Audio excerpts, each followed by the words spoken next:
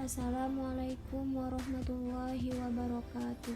Perkenalkan, nama saya Mutia Hoyrunisa dari Prodi Pendidikan Agama Islam. Di sini saya akan menjelaskan tentang pendidikan kewarganegaraan. Poin yang akan saya bicarakan yaitu hakikat pendidikan kewarganegaraan, 4 alasan penting pendidikan kewarganegaraan, urgensi pendidikan kewarganegaraan, dan urgensi mata kuliah umum atau disebut juga dengan MKU.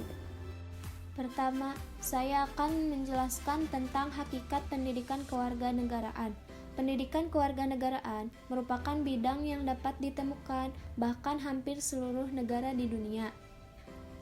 Namun, hanya berbeda dengan namanya saja. Mengapa pendidikan kewarganegaraan itu menjadi program pendidikan di negara-negara dunia? Karena secara filosofis, negara yang menginginkan dirinya tetap eksis, maka warga negaranya harus dididik menjadi warga negara yang cerdas dan baik. Lalu, ada tipe-tipe warga negara menurut klasifikasi dari Nadine and Clark. 1. Sponge citizen, yaitu warga negara tipe busa. Tipe kali ini, mereka itu mudah terbawa arus dan tidak mempunyai pendirian yang teguh. Kedua, stone citizen, yaitu warga negara tipe batu. Tipe kali ini, mereka itu sangat sulit menerima pandangan orang lain, terutama jika pandangan tersebut tidak sesuai dengan kepentingannya. Dan ketiga, generation citizen, yaitu tipologi warga negara yang mampu menggerakkan dan berpartisipasi aktif dalam bermasyarakat dan bernegara.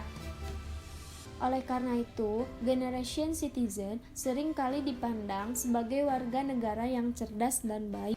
Pendidikan kewarganegaraan merupakan upaya menumbuh kembangkan modal sosial untuk membangun negara bangsa.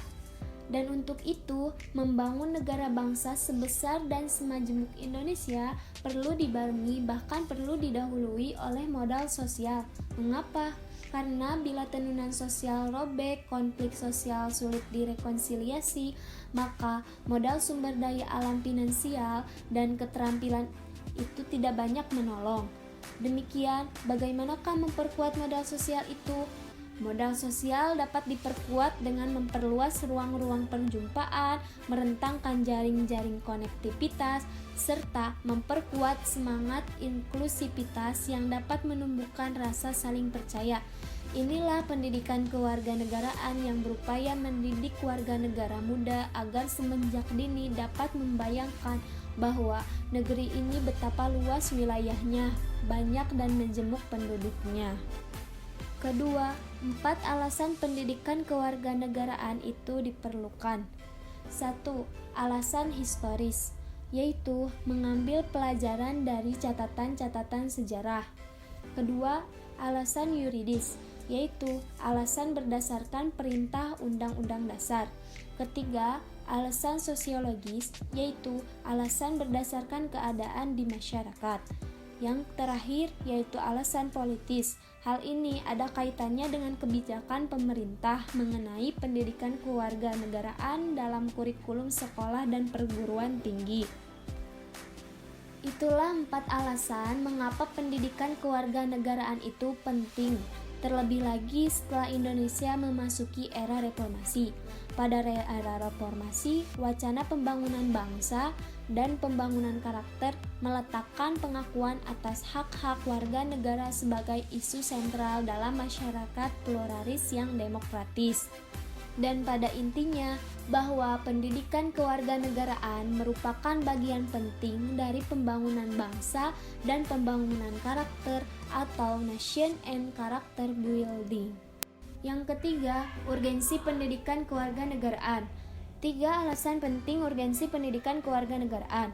1. Alasan historis, yaitu yang merujuk pada tonggak sejarah bangsa Indonesia, yakni Kebangkitan Nasional tahun 1908, Sumpah Pemuda tahun 1928, dan Proklamasi Kemerdekaan tahun 1945.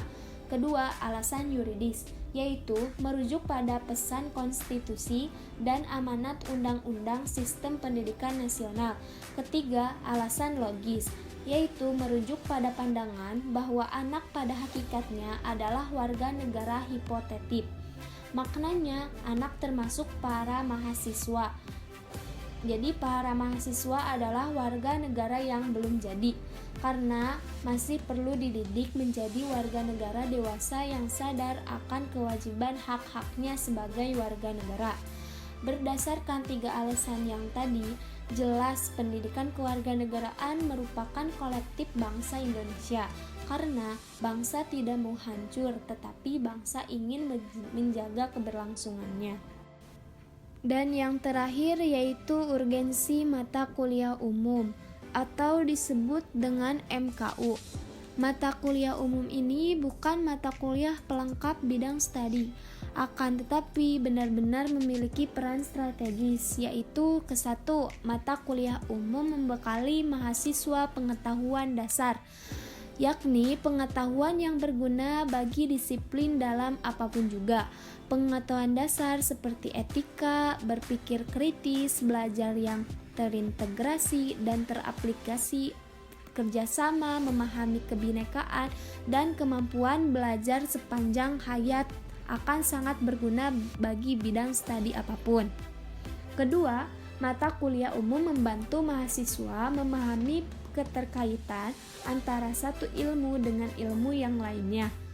Mahasiswa jurusan sastra misalnya akan lebih arif, komprehensif, dan kritis melihat sastra setelah ia mendapatkan pencerahan dari dosen pendidikan agama Islam misalnya, ketika menjelaskan tradisi sastra khususnya puisi bahasa Arab jahiliyah saat Islam diturunkan kepada Nabi Muhammad SAW.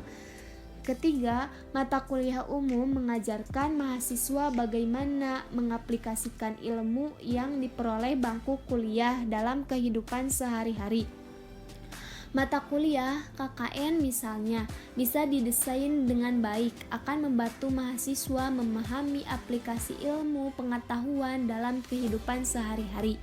Dan yang terakhir yaitu mata kuliah umum berkaitan dengan pengalaman manusia secara universal, sehingga pengalaman ini akan meningkatkan saling memahami dan menghargai sesama manusia.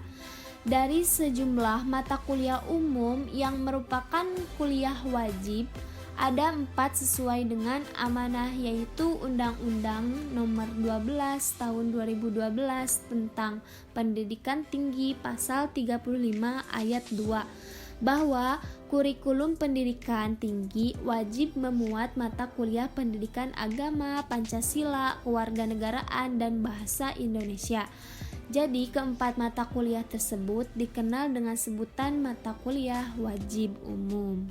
Sekian dari saya, terima kasih atas perhatiannya, semoga bermanfaat. Apabila ada tutur kata yang tidak berkenan di hati, mohon dimaafkan. Wabillahi taufik wal hidayah. Wassalamualaikum warahmatullahi wabarakatuh.